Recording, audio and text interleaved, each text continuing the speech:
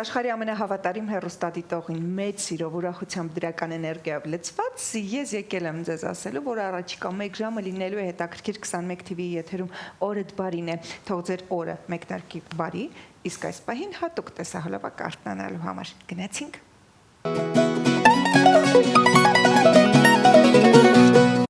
Ով քնած է արթուն կացեք, ով արթուն է ելեք գեցեք, ճիշտ ժամանակն է, որպեսի մարզվելուց հետո գնանք նորաձևության հետքերով հասկանալու համար ինչ հագնել, ինչպես հագնել, ինչպես լինել նորաձև, բայց չկորցնել սեփական եսը։ Այս հարցում իհարկե մեզ կօգնի Նաիրա Հարությունյանը, քայլենք միասին նորաձևության հետքերով։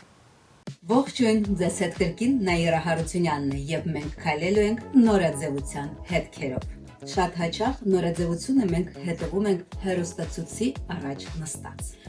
եւ դիտում ենք որևէ հեռուստանոհել կամ նայում ենք հաղորդում։ Այս մասին մանրամասը տեսանյութում գնացինք։ Այսօր մոդան ավելի ու ավելի հաճախ դուրս է գալիս պոդիումների սահմաններից։ Այն ձևավորվում է ֆիլմերով եւ սերիալներով, որոնք մենք դիտում ենք ամեն օր։ Էկրանը դառնում է ոչ միայն ժամանց, այլև իրական ոգեշնչման եւ թրենդերի աղբյուր։ Բավարար է հիշել, թե ինչպես հայտնի սերիալների թողարկումից հետո հանդիսատեսը սկսում է զանգվածաբար կրկնել հերոսների ոճը։ Դա տեղի է ունենում, քանի որ մենք էմոցիոնալ կապ ենք հաստատում կերպարների հետ։ Նրանց կերպարը դառնում է նրանց բնավորության մի մասը, իսկ դա նշանակում է նաեւ այն պատմության, որը ուզում ենք փորձել մեր վրա։ Վառ օրինակ է Sex and the City սերիալը, որտեղ Քերի Բրեդշոյի կերպարը կուլտային դարձրեց Մալոնը բահլիկ կոշիկները եւ ընդհանրապես ձևավորեց համարձակ էլեկտրիկ ոճի նոր միտում, կամ Էյֆորիա սերիալը, որը ազդեց ոչ միայն հագուստի, այլև դիմահարդարման վրա։ Վառ գույները, քարերը եւ համարձակ համադրությունները դարձան գլոբալ տրենդ երիտասարդների շրջանում։ Կինոն նույնպես մեծ դեր ունի։ The Devil Wears Prada ֆիլմից հետո շատերը նորովի նայեցին մոդայի ինդուստրիային եւ օֆիսային ոճին, իսկ The Matrix-ը վերադարձրեց նորաձևություն կաշվե վերարկուները, նեղակնոցները եւ ֆուտուրիստական էսթետիկան։ Կինոն ձևավորում է ոչ միայն առանձին իրեր, այլև ամբողջական էսթետիկ ուղղություններ, օրինակ մինիմալիզմ, վինտաժ, գլամուր կամ old money ոճ։ Այս ամենը ակտիվորեն վերադառնում է ֆիլմերից եւ սերիալների վիզուալ լեզվի շնորհիվ։ Այնտեղի կոստյումները մշակվում են մինչև մանրուքներ, գույնը, սիլուետը, նյութը, ամեն ինչ աշխատում է կերպար ստեղծելու համար, որը դիտողը ընկալում է որպես կենսակերպ։ Հետաքրքիր է, որ այսօր այս գործընթացը դարձել է ավելի արագ սոցիալական ցանցերի շնորհիվ։ Նոր սերիայի թողարկումից հետո հերոսների կերպարները անմիջապես վերլուծվում են, իսկ բրենդերը նույն պահին առաջարկում են նմանատիպ հագուստ։ Արդյունքում էկրանի եւ իրական կյանքի միջև սահմանը գրեթե վերանում է։ Այսպիսով կինոն եւ սերիալները այլևս պարզապես մոդայի արտացոլում չեն, այլ դրա ստեղծման հզոր գործիք։ Դրանք ձևավորում են ցանկություններ, ճաշակ եւ նույնիսկ մեր պատկերացումը այն մասին, թե ինչպես ենք ուզում երևալ եւ ով ենք ուզում լինել։ Ինչպես տեսակ, կինոն հեռուստանոհելը կամ հաղորդումը կարող է մեր վրա ազդեցություն ունենալ։ Այսօր այսքան։ Ձեզ հետ Նաիրա Հարությունյանն է։ Մնացեք բարով։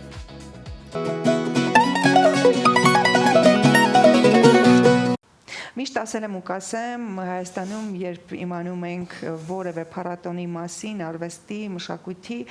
ուրախանում ենք, որտեղ իսկապես տոն է։ Այդպիսին է նաև Art Monon, որ մեկնարկել է ապրիլի 18-ից, այս պահին առաջարկում եմ փոքրիկ հոլովակ դիտենք Art Mono-ի մասին այս տարվա, որից հետո կողջունեմ իմ հյուրին, ով արդեն տաղավարում է, շատ հետաքրքիր մի դերասանի հետ ենք այսօր զրուցելու, գնացինք։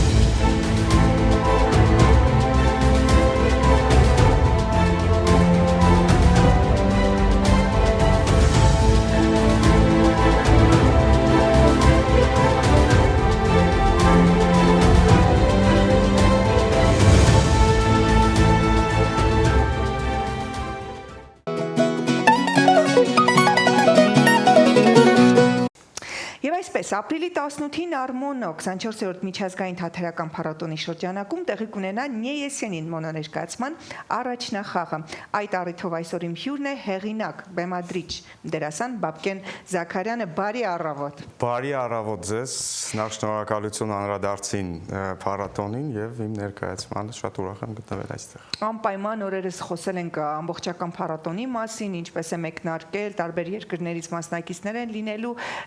այսօր խոսելու ենք Նեյեսենինի մասին, նախ կցանկանայի իմանալ գործը դուք եք ընտրել, ինչպես եք եկել այս գործին, Եսենինով տարված եք եղել, ամենասկզբից, հա։ Եկեք հասկանանք ինչի հենց Նեյեսենին։ Ինչու հենց Նեյեսենին, այո։ Տեսեք, դե ոնց որ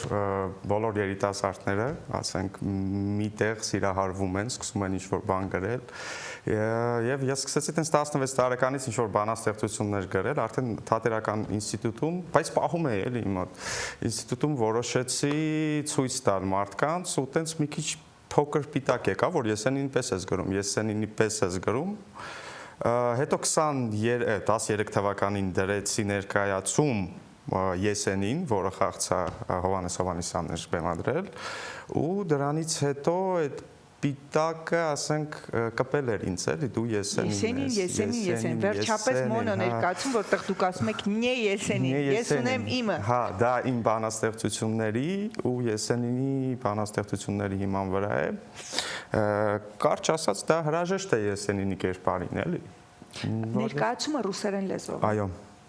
Ռուսերենը ձեզ հոգեհարազատ է եղել, սկզբանե կրթություն եւ այլն։ Կրթություն, ռուսերեն կրթություն, հա, դե մինչև 15 տարեկան Էստոնիա գիմնազիայում եմ սովորել, հետո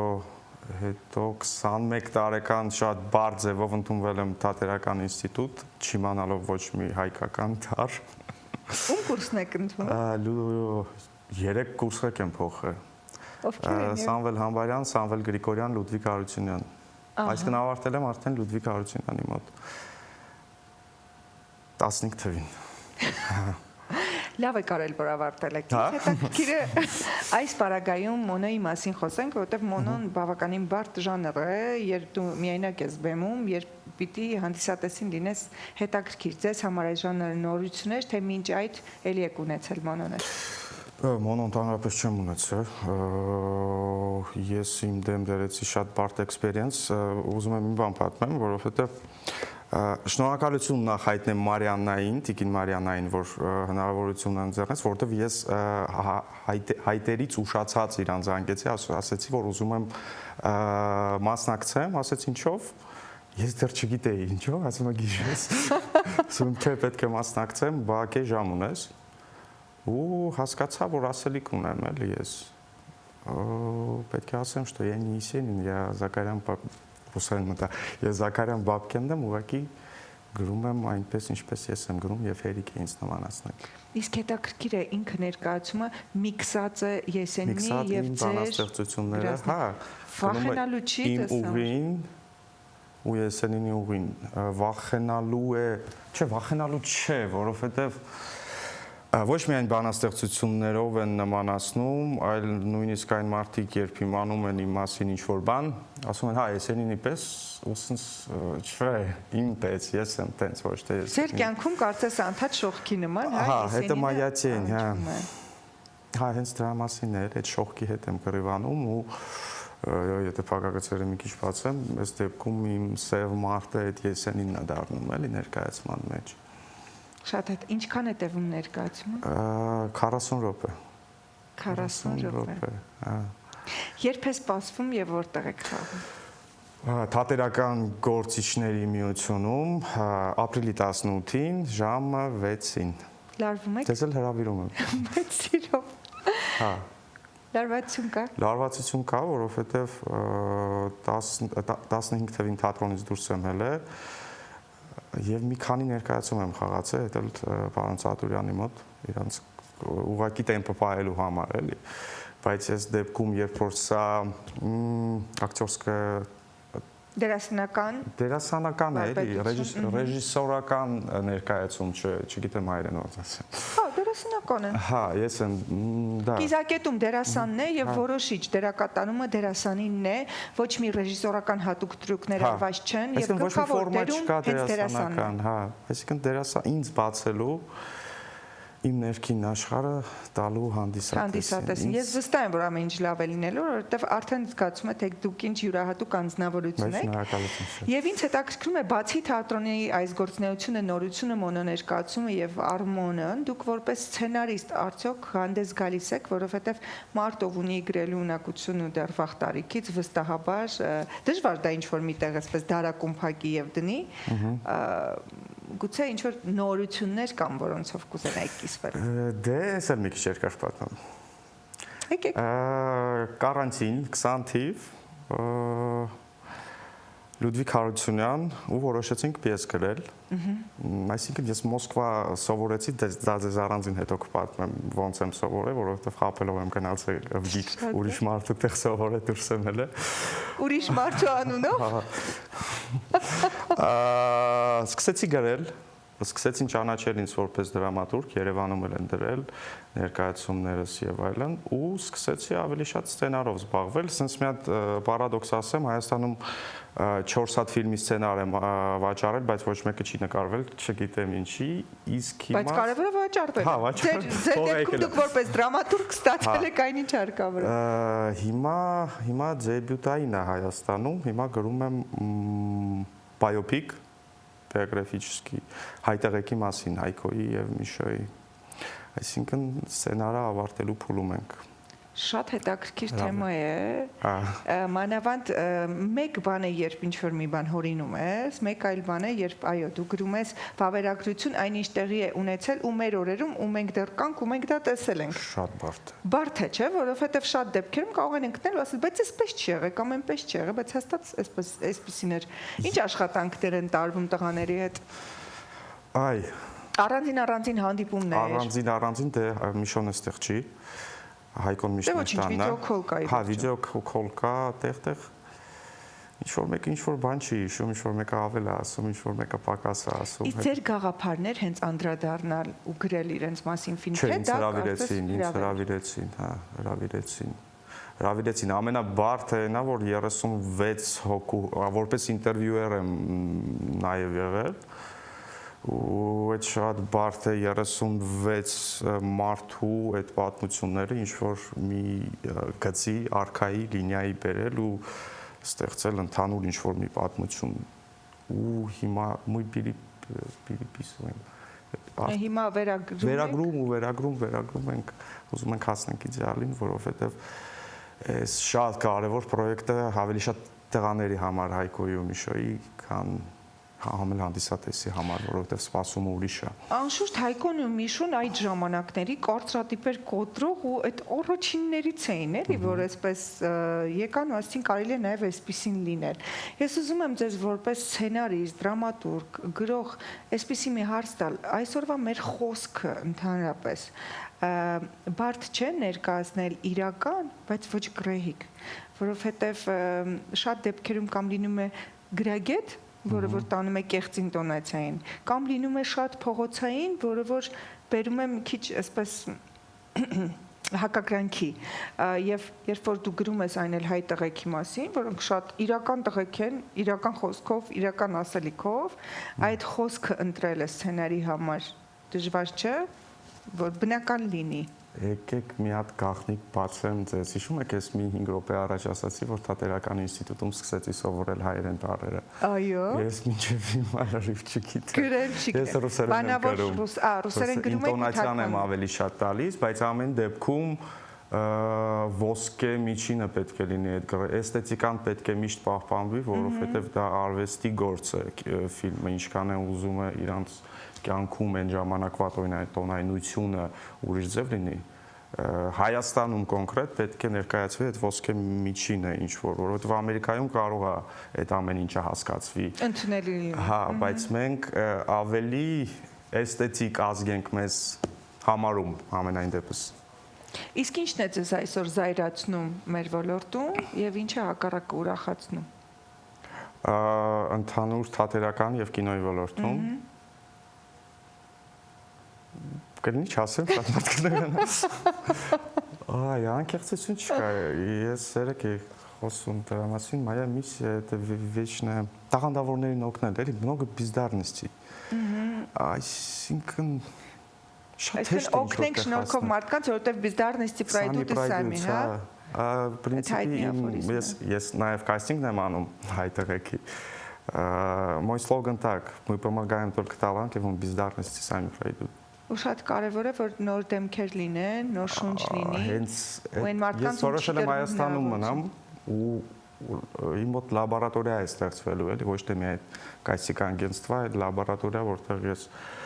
աշխատելու եմ դերասանների հետ ու ոչ դերասանների հետ, մի բան էլ ասեմ, շատերը, որոնք տաղանդ ունեն, չեն հասնում թատերական ինստիտուտ, չգիտեմ ինչի։ Իսկ երբ մտնում ես թատերական ինստիտուտ, ամեն կուրսի 23 հոգուց երևի մի 3-ը ինչ որ աշխատելու շատ լուրջ կարիք լինեն, հա, էլի։ Ահա։ Հա, մի բան է ասեմ, այդ պրոյեկտում նաև тренер по актерам я это իրեք պոզիցիան վերցրել եմ։ Հետաքրքիր է, ամեն ոլորտում դուք կաք ու Սա ինչով է պայմանավորված ձեզ։ Իմ կռիվն է, որ լավ լինի, էլի, կինո լինի, թատրոն լինի, талантливые люди, очень ленивые, им нужно помочь, էլի։ Ես մի բան կասեմ, Բաբկեն Զաքարյան, որ դուք շատ հետաքրքիր անձնավորություն եք, յուրահատուկ տարբերվող ու իմ հյուրերի շարքում դեռ նմանը չունեցող։ Իրականում